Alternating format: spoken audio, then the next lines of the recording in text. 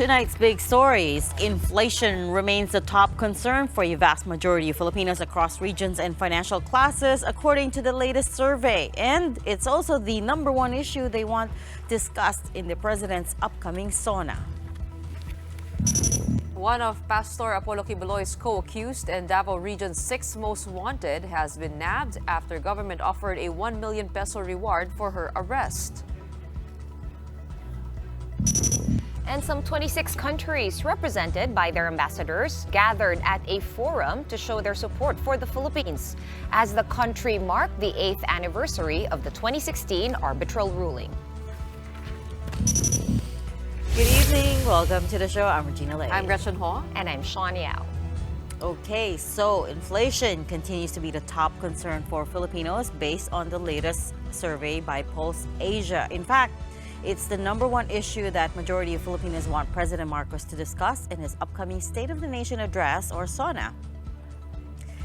The survey, conducted from June 17 to 24, shows that 76%, or roughly 3 in 4 Filipinos, believe the most urgent concern that the government needs to address is controlling prices. It's also the top concern across all locations and financial classes. That's followed by, as you can see, increasing workers' pay at 44%, reducing poverty at 32%, creating more jobs at 30%, and fighting graft and corruption at 22%. Of these national issues, controlling inflation is the #1 urgent concern that majority Filipinos want the president to discuss in his upcoming SONA on July 22. 36% want a discussion on how the government is moving to improve the national economy, and 35% want to hear about more jobs. Other top issues that Filipinos want discussed in the SONA include actions to stop the incursion of other countries into the West Philippine Sea and moves to fight graft and corruption in government. But aside from those demands, Filipinos also acknowledged promises that the Marcos administration fulfilled in its first 2 years. 32% believe that the government was able to strengthen the country's tourism by ensuring easy access to leading tourist spots in the country, followed by the Build Better More program or continuous infrastructure development at 26%. Meanwhile, 24% believe that the Marcos administration was able to defend the country's sovereignty, particularly in the West Philippine Sea. And in terms of the top concern of addressing inflation, only 4% believe that Marcos Jr. was able to do so, specifically with rice. Recall that the administration was able to sell rice at 20 pesos per kilo earlier this year, but only at select Kadiwa outlets. Overall, around 20% believe that Marcos was not able to fulfill any of his promises. Pulse Asia President Ronald Holmes spoke to our sister program Storycon about this earlier, and here is what he said. Top concern with the high prices of meat commodities is the significant majority, 3 out of 4 Filipinos, disapprove of the administration's performance on controlling inflation. So that to me is a slighting number. It means maybe the public doesn't see this problem being addressed. And among the issues that the public think the president should focus on and discuss during the SONA, or more specifically what he plans to do, is still controlling inflation. And among the people, when we ask them, what do you think are the promises that have been met by the Marcos administration, one promise that has not been met. Only 4% are saying that the promise in terms of bringing down the price of rice has been met. 20% do not feel that there's any political promise during the campaign or during the proclamation inauguration speech that has been met by the current administration. There's one thing that's consistent with the most urgent national concerns and what people want the president to talk about in the SONA. It is not changing the constitution that ranks. It's not politics, at the bottom. not politics, constitution, not not West Philippine Sea, not It's Alice really- War, not any of the issues we've been covering. It's really the high prices of everything. And we feel wages it. really pretty much stagnated, Although and West despite Philippine Sea the issue wage is still hike. quite popular. But people feel the government is doing enough. In terms of what they want the government to do more, it's still prices, right? I mean, we all feel it. I personally feel it, so I agree completely with the On results to- of that survey. It transcends social classes. Exactly. On to another survey. When it comes to senatorial preferences for the 2025 midterms, well, guess what? ACT-CIS Congressman Erwin Tulfo emerged on top. He's not the only Tulfo there. His brother Ben was also ranked high, along with former President Rodrigo Duterte, former Senate President Tito Soto, and Senators Pia Cayetano and Bongo. Rounding up Pulse Asia's top 12 are Amy Marcos, Manny Pacquiao, Ping Lacson, Isko Moreno, Bato de la Rosa, and Bong Revilla. There are also some names that didn't make the Magic 12 but stood out. Take a look at that. There's Vilma Santos, Kiko Pangilinan, Ted Filon, Gibo Teodoro, Mar Rojas, Ralph Recto, and Frank Drilon. Landing in the bottom of that survey are Baste Duterte, Pulong Duterte, Bam Aquino, and other names that have been included in the list are Dingdong Dantes and Cesar Montano. Here is what Holmes said about the ranking of the Tulfos and the Dutertes. Yung Tulfo is really a result of more continuous exposure to media since they have a show of their own compared to, let's say, the Duterte sons, who occasionally make pronouncements that are captured by the courts, but not as frequent as, let's say, the media presence of Ben or Erwin Tulfo, for that matter. I guess that survey also answers somehow our question of whether the popularity of former President Duterte translates to his sons. Medyo mababa ang rating. Pero ang interesting sa akin, nag-appear doon si Ronald Llamas. Our very own. He said he ranked above the Son of God, who is Apollo Quiboloy. Oo nga. And the Kingmaker, who is Vic Rodriguez. Oh or self-appointed Kingmaker, I should say. I'm talking about the title of his book. I'm not saying he's the appointed Very Kingmaker. interesting survey. Well, speaking of Pastor Apollo Quiboloy, it's been only a few days since the Interior Department announced a bounty on the heads of Apollo Quiboloy and his 5 co-accused, and already authorities have made their first big arrest. Mon Guaves with the story. The PNP presented Paulene Canada to the media this morning. She is one of the co-accused with Pastor Apollo Quiboloy over charges of qualified human trafficking and sexual abuse. Canada, who is the 6th most wanted person in the Davao region, was arrested yesterday in one of her houses in Davao City. According to the PNP, the recent reshuffling of commanders and officers in the Davao City Police had nothing to do with the success of the operation. Instead, the police attributed the arrest to the release of Canada's wanted poster on top of the announcement of a 1 million peso reward for information on her whereabouts. Authorities said they received a tip on July 9 from an unknown caller. The informant was able to recognize Canada from the wanted poster. We don't want to share yung intelligence po namin, but sinasabi lang namin nahuli po yan because of a tipster na nagbigay po sa atin because sa reward. He used to be sa finance po doon ng KOJC. Yun po yung pagkaalam natin kay sa ating na-arresto po. The PNP said they were able to arrest Canada in her home in Davao City, just 2 kilometers from the nearest police station. This short distance begs the question, why wasn't the PNP able to arrest Canada sooner? But the Davao Police was quick to defend the operation. Hindi ko alam kung ano naging problema nila. So, ask them please. Pero I'm not in the position to actually answer that. I am very sure na walang ganon sa hanin ng kapulisyahan. I-1+1 nyo na lang. Bahala na kayo kung paano nyo i-1+1 yan. But the bottom line is, ito na, may pinapakita kami resulta sa inyo. What's clear for the PNP is that the 10 million peso bounty for Quiboloy's arrest and the 1 million peso reward for each of Quiboloy's co-accused were a huge boost to their manhunt operations.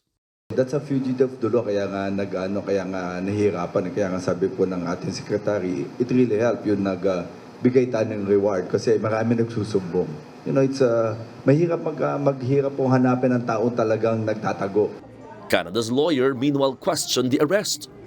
We did not have access to Ma'am Paulene from the time that she was arrested at 1:40 up to 12 o'clock midnight hanggang sa kaninang umaga lang napapuntahan namin ang aming co-counsel. Ang nilabag lang nila is hindi nila binigyan ng access. Aside from Paulene Canada, the PNP said they have been receiving information on the whereabouts of Quiboloy and 4 other co-accused who remain at large. These are Ingrid Canada, Crescente Canada, Jacqueline Roy, and Sylvia Semañez. Lumiliit na ang Pilipinas para sa kanila. Lumiliit na ito. Ganyang gumalaw ang pulis, ang military. Saka na magtatago niyan, ang taong bayan pa. Pastor, alam ko naman na you have your reasons, no? Sinasabi mo, you're innocent. Just surrender. Ipresenta mo ito sa court of law. For News 5, Mon Gualvez, we are One News. This one's another big story. Suspended Bamban Mayor Alice Go is now being suspected of money laundering after billions of pesos were reportedly deposited into her bank accounts, which are now frozen along with other high-value assets. Men Los Baños with the report. A freeze order has been issued against the bank accounts and assets of suspended Bamban Tarlac Mayor Alice Go. This includes 36 personal bank accounts, a dozen real properties, and vehicles, as well as the infamous helicopter. The freeze order also covers the assets of Baofu Land and the Go's family's other businesses. All in all, there are 90 bank accounts across 14 financial institutions that are under the freeze order. Senator Gretchen now thinks there could be money laundering involved, especially with the billions of pesos that were deposited into these accounts, according to AMLAC. Most of these transactions happened from 2019 to 2022, the same period that the POGO hub in Bamban Tarlac was built. A big chunk of the deposits also allegedly came from China. Binigay nila sa amin yung amounts. At malaking amounts talaga. We're talking about billions. No? In a span of 3 years, na billions yung pumasok sa accounts ni Alice Guo. Pero if you look at their corporations, both the income statements and the statement of cash flow, walang billions. Puro hundreds of thousands lang. Gretchen said they will ask the Anti-Money Laundering Council in the next hearing to explain how this amount of money was able to be transferred undetected. The banks involved will also likely be questioned. Baka yung mga bangko, lalo na yung mga branches, mayroon ring kontsaba na nangyari. At bakit ngayon lang lumabas to? If you look at the timeline, 2019 pa, no, na malaki yung transaction. Iba, tinitignan ko yung transaction niya. In a span of 3 years, almost billions yung pumasok sa sa account niya. Bakit hindi na-report ng bangko? So ang suspetsa ko dito, meron rin pagkukulang yung bangko. Go's family meanwhile is dismayed over the AMLAC releasing records of the mayor's assets. Kasi ang AMLA report, covered yan ng data privacy. Yung mga breach niyan, pwedeng masubject sa criminal at civil sanctions ng mga gumagawa niyan. Well, of course, mayroong mga exemptions dyan. Pero kailangan yung mga sensitive data, hindi sa publiko. Go's lawyer also said releasing such information could have a negative impact on investments. Mga AMLA report, ano ba ang interest ng public? Ang ginagawa ng ganyan, dinidiscourage mo yung mga investors na maglagay sa bangko at mag-invest. Kaya babagsakan ang economy natin. But for Gatchalian, on the contrary, kaya hindi tayo maalis-alis sa gray list because of money laundering and POGO. the Senate will continue its hearing on POGOs, and all eyes are on the arrest warrant that could be issued soon against Go and the others accused. For News 5, Mean Los Baños, we are One News. Well, the Justice Department has begun its preliminary investigations into the two Chinese nationals who were allegedly among those operating the raided Lucky South 99 hub in Porac, Pampanga. Fellow Chinese nationals filed complaints against Qin Renguo and Jiang Shiguang for alleged human trafficking, serious physical injuries, serious illegal detention, kidnapping, and robbery with violence or intimidation of persons. And one of the complainants was a man rescued by the Presidential Anti-Organized Crime Commission, or PAO, at Lucky South 99 while still handcuffed to a bed frame. PAO has since assured the safety of all their witnesses. Yung mga witness namin, totaling siguro mga 25 yung mga witnesses na yan. Sa iba't ibang POGO na ni-raid namin at iba't ibang kaso. Kami nagpo-provide ng allowance nung pinaka-dorm nila, yung tutuluyan. Tapos kailangan masaya sila eh. Ang mabigat nito, TP, yung kinukwento ko sa iyo kanina, even yung isang witness namin, talagang grabe kung takutin siya. Tapos to the point na binangga nga yung tatay niya, buti na lang nabalian. Literal na sinagasaan yung tatay. Sasagasaan yung nahagip na lang. Nahagip talaga at buti na lang nabuhay yung tatay niya. So ngayon, pinagamot namin yung tatay niya. President Marcos, in fact, visited San Fernando, Pampanga today for the distribution of aid to farmers and fisher folk Porac, Pampanga is where a luxury resort spanning more than 2 hectares was discovered, which is believed to have been a playground for illegal POGO activities. Also in Porac is, of course, the 10-hectare compound of Lucky South 99, the rated POGO hub that's been hogging the headlines. Marcos said they formed a task force to look into POGO-linked crimes. Sa katunayan, meron na kaming ginawang task force galing sa DILG para tutukan ang mga iligal na gawaing kaugnay ng mga naririnig natin mga POGO at patuloy din ang pakikipagtulungan ng Bureau of Customs sa ilang ahensya upang matigil ang pagpupuslit na iligal na droga dito sa bansa. Up next, the Philippines celebrates today the 8th anniversary of the arbitral ruling in the South China Sea or the West Philippine Sea. But 8 years later, is it necessary for the country to file new arbitration cases against China? We'll ask that question and more to former Solicitor General Florin Hilbay when we return. Keep it here on One News.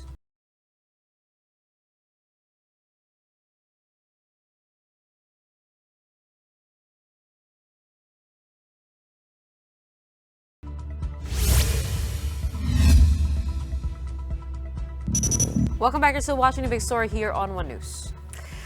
Well, today marks the 8th anniversary of the 26th Hague arbitral ruling, which invalidated China's sweeping claims in the West Philippine Sea. And to commemorate this, more than a dozen ambassadors gathered at a West Philippine Sea forum organized by Strat-based ADR Institute, many of whom spoke up in support of the Philippines. Marin Enriquez has that story. Malayo pa pero malayo na. This was how retired Senior Associate Justice Antonio Carpio described the Philippines' progress on the 8th anniversary of the landmark Arbitral Award.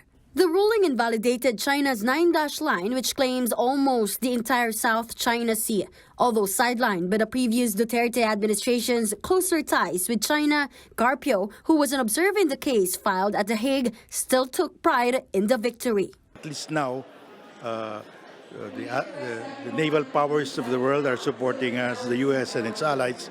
They want to have joint patrols with us in the West Philippine Sea. They use the Arbitral Award as their justification for sailing in the West Philippine Sea, and that is enforcement. In 2013, the administration of former President Noynoy Aquino filed a case against China at the Permanent Court of Arbitration. Even though it took 3 years to reach a decision, it is said to have helped ordinary Filipinos become aware of the issue of territorial disputes. Sa lahat ng surveys ay maraming mga Pilipino overwhelmingly ay critical sa China, critical sa kanilang aggression sa ating EEZ, at handang labanan ng China. So merong emerging patriotism na ngayon lang nagsimula kumpara nung panahon ni Digong. Because of the Arbitral Award, more countries have supported the Philippines in the issue of territorial disputes. Carpio also said we need to continue filing arbitration cases such as for the extended continental shelf, Ayungin Shoal and Scarborough Shoal. National Security Advisor Eduardo Año, for his part, said the Philippines has no intention of entering into war, but he emphasized that the country will respond if necessary. Malinaw naman ang sabi ng ating Pangulo, ang ating diplomacy, open tayo sa mga constructive dialogue. But one thing is sure, we will not lose a single inch of our territory. We will fight for our national interest. To commemorate the 8th anniversary of the arbitral ruling, allies of the Philippines, represented by their ambassadors, showed up to support the West Philippine Sea Forum organized by Strat-based ADR Institute. At least 26 countries were represented at the forum, and the envoys of Australia, the US, France, and Japan spoke out in support of Manila. We will continue to pursue, collectively, maritime security in the West Philippine Sea. And as the Australian ambassador to the Philippines, I can tell you this: you can count on Australia. The United States is proud to stand with the Philippines as we work together to bolster our 73-year-old alliance. Recently, the Philippines also signed a reciprocal access agreement with Japan. This agreement is expected to be followed by a similar pact with France. Beijing has hit out at these alliances, for instance, saying that the RAA with Japan encourages Tokyo's historical revisionism. For News 5, Marian Enriquez, we are One News. Meanwhile, retired General Andres Centino, who is currently Presidential Assistant for Maritime Concerns, also spoke at the forum. He laid out other initiatives the Philippines has been working on to shore up international support. He said in January of this year, we signed an MOU on defense cooperation with the United Kingdom and Canada, plus an MOU also on incident management in the South China Sea with Vietnam. Similarly, this year, we signed the MOU and enhanced maritime cooperation with Australia. With Germany, our country's transport agencies signed the joint declaration of intent on strengthening cooperation in the maritime sector in March. Centino also said that there will be an agreement to deepen cooperation with the United States in addressing illegal, unreported, and unregulated fishing. In May, an MOU on maritime cooperation with Brunei also was signed when President Marcos went there for a state visit. In the same month, the Philippines signed a loan agreement with Japan's JICA, who will fund maritime safety capability improvement projects for the Philippine Coast Guard. And just last Monday, the reciprocal access agreement with Japan was signed. Later this month, Centino said the Philippines will be signing a defense cooperation agreement with Singapore.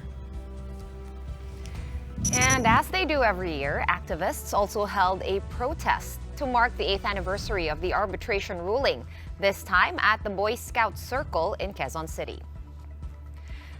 The demonstration was organized by Atinito, the same group that organized a large civilian mission to the West Philippine Sea back in May and December of last year, and was comprised mostly of members of Akbayan. They held up placards saying "China out" and "Chinese monster ship out of WPS." Advocates also renewed the call to declare July 12 as the West Philippine Sea Day, echoing a similar proposal made by Senator Risa Ontiveros. Atinito co-convener and Akbayan President Rafaela David said that by declaring it as such, we strengthen the collective memory of our fellow Filipinos and remind one another that the stakes are very real.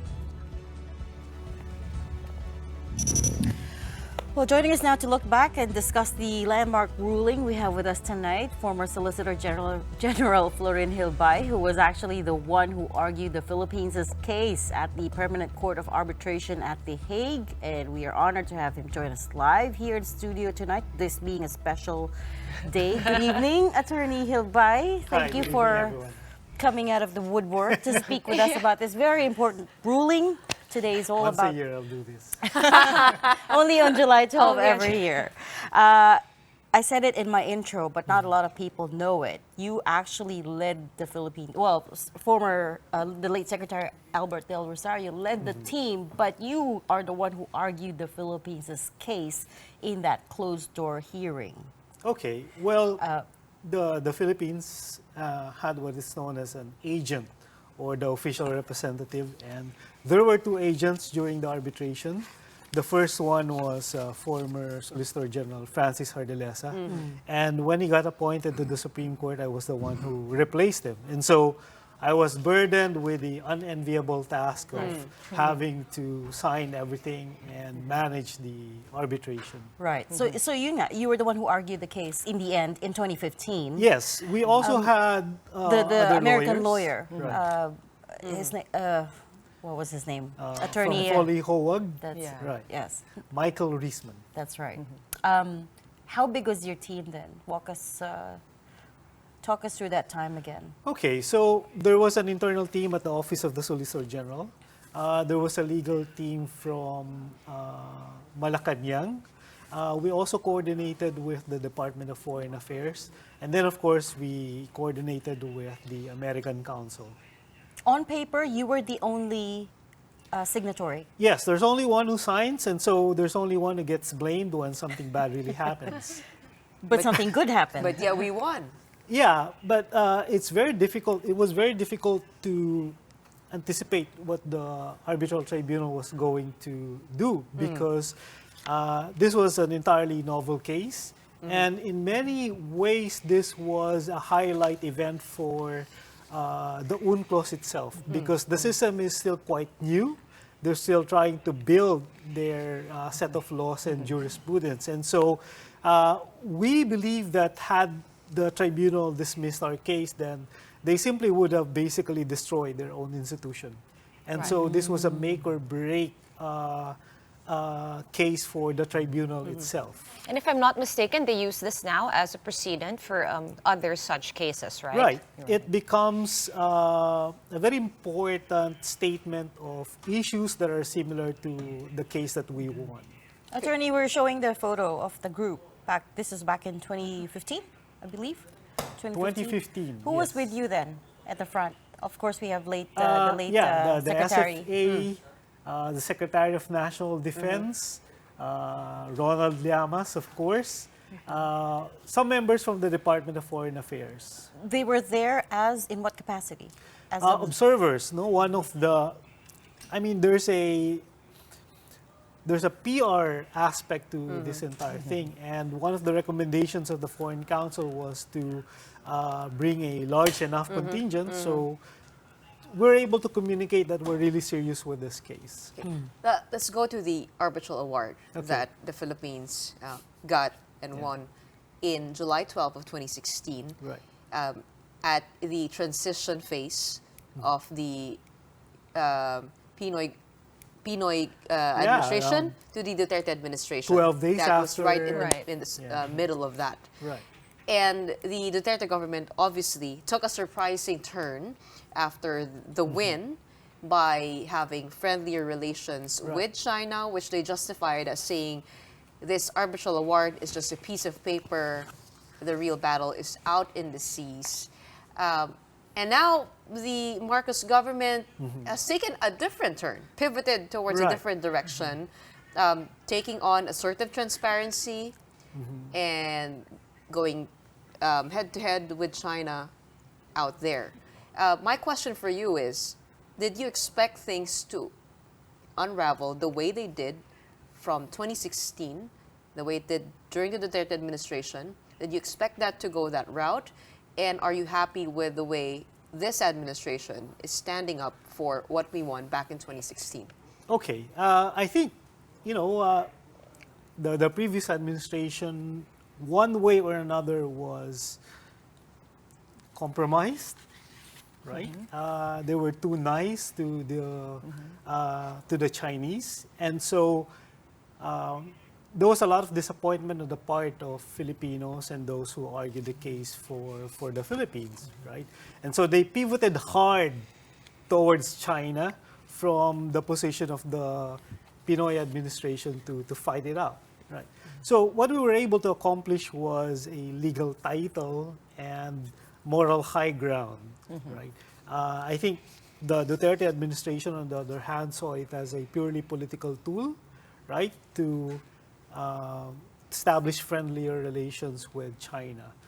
The uniqueness of our constitution is that basically every 6 years you can have a new policy. And now that you have a new president who seems to be more allied with the United States rather than with China, then you have a policy of greater assertiveness over our rights.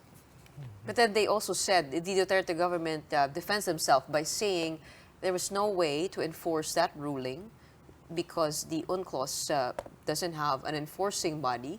And that was the more pragmatic route for us to take to be able to sign or have an agreement with China to let our fishermen fish in our EEZ.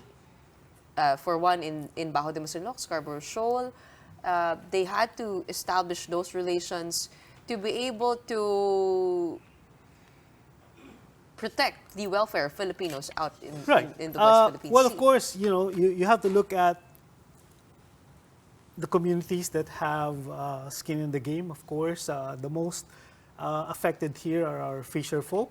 And if you look at it from that perspective, then there's plausible justification what the previous administration did.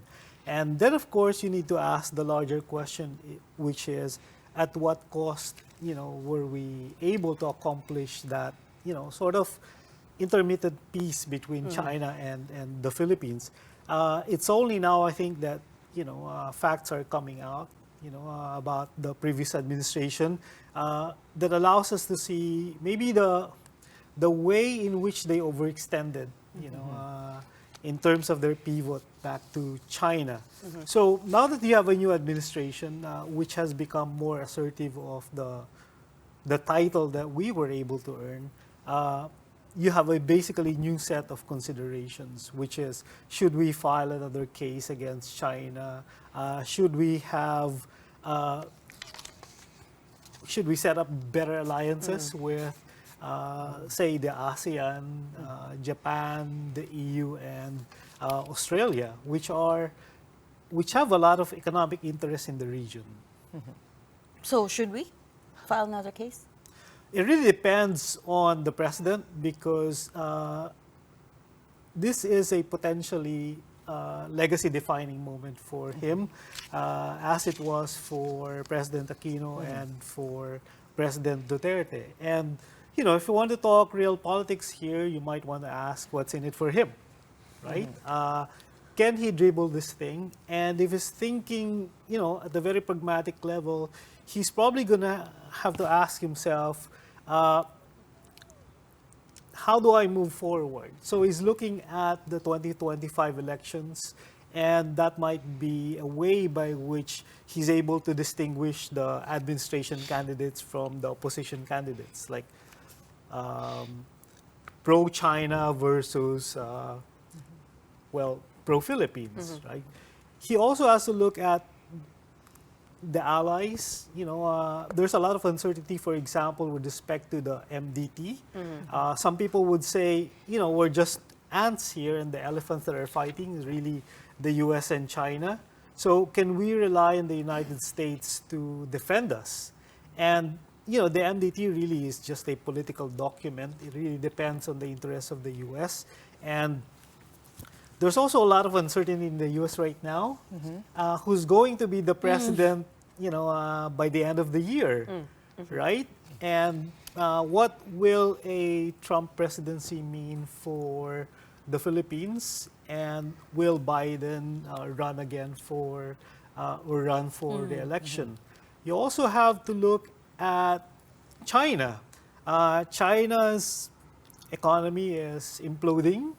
Right? One of their biggest banks just declared bankruptcy. 40 banks just disappeared in the last few weeks, right? And the problem with, economies that are, countries who have problems with their economies, that they're looking to pump prime their economy. And a war is a very good way to pump prime your economy. And given the uncertainty everywhere, you have a situation in Ukraine, in Palestine, and possibly in Taiwan. Would you want another flashpoint, which is the South China Sea?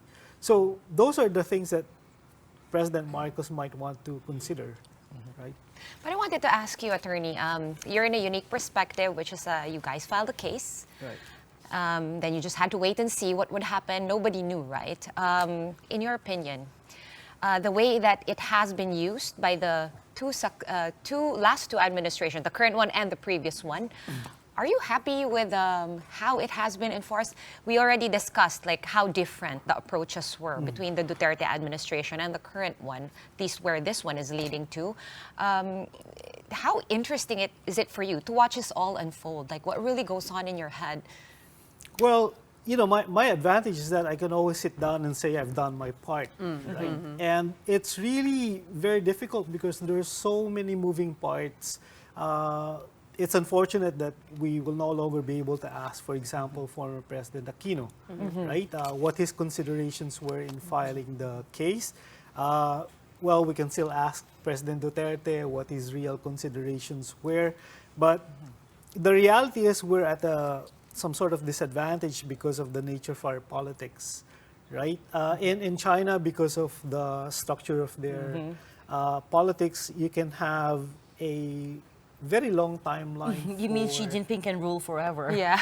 Well, and say one thing forever. For as long as he wants. We have discussed that because they are, I want to say it, they're communists. And he's already tweaked the rules to keep himself in power. Exactly. And so he can prepare for a very long time. And he can maintain one line. Right. Whereas in the Philippines, you need to change your president every 6 years. Unless, of course, you have a new constitution before the end of President Marcos's term and he gets to stay on in power and therefore develop a longer timeline when it comes to establishing a definite and clear policy with respect to the West Philippine Sea. So do you think we have actually not managed to come up? I mean, it has been 8 years. What with the political system here, policies will change every 6 years. Do you think that it's even possible for us to form like one defining overarching policy? Right. Because it is possible, even with our setup. Yes, of course. I think you need to take a very long view when it comes to issues with respect to the West Philippine Sea. The most important part of winning the case that we're able to get the title, right? That's really bad for China because it puts China at the defensive. It places China in the position of the aggressor. And it takes a lot of effort to be able to overcome that. And so what China has right now is time, political might, right, and economic power. Will it be able to sustain that, right, and at some point be able to take over the entire South China Sea and just dispense with the UNCLOS system? I don't think it can do that. And so I think at some point, the title will become very important. We'll be able to use it in a very significant way. It is being referenced by studies all over the world when it comes to maritime territory. So it does help set a precedent to everything else. But as you mentioned, China is very good at knowing their strengths and knowing our weaknesses. And you've mentioned already a suggestion that the current administration can do, which is to have a West Philippine Sea point person. You mentioned that, and that was before June 17. June 17 happened. After June 17 happened, we were all sitting here thinking, was he right? Was he correct in what he said? And we did ask a bunch of analysts about your suggestion and they know what they thought about it, because I mean, we saw after the fact, after you had said it, that's the time we saw the and they did defend having several spokespersons. We asked them directly, and they told us that they were all singing to the same tune up until June 17, when a party was out of tune, right? Specifically in that incident, and that's where it gets complicated. But other analysts will say that actually helps us because taking a look at the chessboard, we're the weaker party. If you're going up against a superpower, it probably would help to be able to confuse them somehow. Well, it's possible that that's precisely President Marcos's strategy, which is deliberate uncertainty, because he's probably buying time, thinking about the timeline for when he wants to act, whether he really wants to file a case or not, or maybe just sit down and wait things out and let the next president take care of the matter. Because, again, if you ask me, what's really in it for him, right? I mean, filing a case is a defining moment in his presidency, and there's no assurance that we're going to win this time around. So that's a Attorney, win. I have a thought on that. Right. The one thing, though, that this has accomplished, it is one of the things that Filipinos seem to agree on top of we have to handle inflation. Right. The other thing that Filipinos agree on is what to do. It's one thing that actually unites, right? That was a campaign promise of the Marcos administration. Well, no. Keep talking about unity. No. They, to be clear, they are united that we have to do more in the West Philippine Sea, but the question of whether we should spend to file a case has not been asked to the electorate, because you guys spent a lot of money to file that arbitration case, right? So again, comes back to... I think if we decide to file a case, we can do it in-house. There's probably enough people within government institutions, the OSG, the DFA, even Malacanang, who are knowledgeable enough to do this time around. The real question is, does the president want to do it? Because no one will want to do this. What grounds have we not covered with the first arbitral award? And why? Why would the president not want to go there, so to speak? Okay. What grounds? I think the damage that China has done, is basically a very powerful platform for filing another case. Assessing the amount of the damage, I think, is very important. You're talking about the environmental damage. Right. Maybe you can have a greater clarification of the rights of the fisher folk, right? Filing a case is really not that easy because China has so many weapons, right? The situation is in Australia, for example, is a very good exemplar. The economic retaliation of China, against the action of Australia was really very burdensome for the wine sector, the lobster sector, etc. And so it's really not that easy. The way to look at it really is the filing of the case is not simply a legal matter, right? It's a very political matter as well, because if you look at Filipinos, they will say that, well, didn't we just win that case, right? Isang Shouldn't we kaso be na able- naman, hindi naman right? ma-enforce. Exactly. But for those who have effective authority and power, right, things are so much more complicated, right? Because there's always a timing for everything. You don't want to file a case in which the world will see the Philippines as being the tip of the spear, right? When we filed the case against China in 2012, we basically asked everyone, can you join us? And no one joined us. Everybody was behind the Philippines, but nobody decided to stand beside us.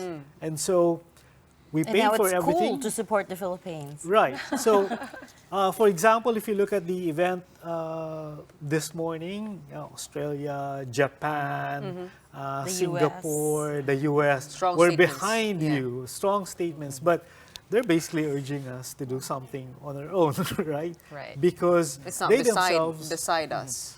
Right. And we're the ones that's being pushed, to fight China. And that's something that places the president in a position of brinkmanship, because it's very difficult to know and assess what China is going to do if he decides to file a case. Like, for example, say up the ante in the West Philippine Sea, do something, that makes the president really, that really embarrasses the president and the nation, right? And what will he do when he's placed in a position of brinkmanship? That's a reality that we have to face. And so I really don't envy the president, the solicitor general, or the executive secretary, because there's so much uncertainty, right? And we don't really have a lot of tools, but we do have the title and the moral high ground, and what they do with that, It's a question. is a question for them to decide. We could debate the filing another case ad infinitum, but in the end, I think most of the analysts we've spoken to agree that China will never recognize any of these legal cases. But my question to you is, if I had a magic wand and I could take you back to that point in time in 2012, what would you do differently? Now, If anything. if anything, and if you knew that the next two presidents will be Duterte and Marcos, what would you do differently? Nothing really, because that's a 100% win for us, right? When we were assessing the probability of winning, the many cases that we filed, the many issues that we filed against China, we never really expected that we would win everything, right? The win was actually better than expected, right? Because there were, in fact, a lot of debates internally, right, among the lawyers and policymakers within the Aquino administration as to what is the nature of an acceptable defeat, or a happy win, or this type of win. We Wait, never so the actually award was actually better than you guys had expected, or you personally had expected? Well, I think you need to manage your expectations. All the right? time, yes. I agree with you on that. No, I think your team took on this very smartly, knowing the limitations of the arbitral tribunal, knowing which points to argue and which road to take. You were very, very specific. Well, with in hindsight, we look like geniuses now, but when we were doing the case, there was so much uncertainty. We never were really sure as to how the tribunal was going to decide. All I knew was that you need to look for the best possible arguments for the case and make the arbitrators, see and feel the case for the Philippines. Amazing. So you ended up making the right decision every step of the way, even though back then it didn't feel like it. So it's all like, it's So funny no you say that. regrets. There were so many debates every step of the way. Although at this point, China still says that the tribunal did not have jurisdiction. Well, they issued that just yesterday. Actually, But they half put out of the award actually talks about jurisdiction. Yes. Right. You need to realize that the arguments that we use against China were China's arguments when we were drafting the UNCLOS. Number two, China is still part of the UNCLOS system, which has a compulsory arbitration mechanism. I'd say at the highest level, China knows that they lost the case. China understands the meaning of the decision, but for political reasons, they will never acknowledge it. They will never acknowledge it. I'm sure that there are a lot of people that Would you say, even if they don't acknowledge it publicly, they do somehow adhere to it in the seas? Well, with how they've been acting. So long as they are parties to the UNCLOS, right, they're bound to comply. The fact that they haven't, used military might, the fact that they're actually asking for some kind of a compromise is in fact implicit recognition that they know that we have rights over the case. If I were China and I absolutely knew I had full rights over 95% of the South China Sea, I'm not going to talk about joint development with the Philippines. I'm not going to look for compromise. I'm not going to just patrol. I'm going to take over the entire area. And if you look at it from that perspective, right, that's recognition that China knows that it doesn't have the legal rights over the West Philippine Sea. It doesn't have strong grounds. All it has is it does have political mischief might. reef, though. Since then, I think they've Yes, but fully that's been declared militarized. as having been constructed illegally. Right. Right? And so I think So if you still look a at win. it from the Yeah. standpoint of China, their basic principle is, yeah, we recognize the UNCLOS, but every superpower is an exceptionalist. And we are a superpower now. And we do what we want to do, and there's nothing you can do about it. That's the reality of the situation. Now, whether the Philippines can gather enough courage and muster enough support so that everyone in the region, the ASEAN, Japan is highly dependent on the South China Sea, Australia and the US can put some counterweight to what China is doing, is really up to the genius of the current president and the future and also the presidents of the domestic Republic. politics of the countries that you just mentioned, right? Yes, the domestic politics and what happens in the United States in the coming months. You know who's not a signatory to UNCLOS is our biggest ally, the The United United States. States. But that is a conversation for another day. We have run out of time. Thank you so much for joining us tonight. Former Solicitor General Florian Hilbay, and again, the one who argued the Philippines' case at the Permanent Court of Arbitration. Well, we are wearing Philippine colors. Almost. Sort of. I'm in black. We tried. Red. Blue. It's blue on the screen. Is it? Blue behind us. What's pink? There's no pink on the flag. We're just celebrating the Philippines today, girls. Oh, we should have color coordinated. You know what else we're celebrating What? today? What? Alice Lealgo's birthday. Allegedly. Oh my God. Allegedly. One of them. One of Allegedly. their The real birthdays. I don't know which is the real one, so one of them. Goes. Alice Lealgo's birthday. Ah. On her NBI. So you want to send her a clearance. cake? Do you know where she is? Nope. Nalilito na rin ako. I will never say that on air. All right, thank God it is Friday tonight. Happy weekend, everyone. That is it for the big story for the week. We have some time to digest everything. The Arbitral Award and Alice Dialgo's case. That's right. Yeah, we have. It's a big win, although, again, it's the 8th anniversary now, and still a lot of skirmishes and run-ins at the West Until Philippine then, Sea. well, Like attorney has said, it's a long game. We have to prepare We have ourselves to play for the that. long game. In the meantime, here's the weekend. We are One News, all sides, all the time. Thanks for tuning in. Have a good night and a great weekend.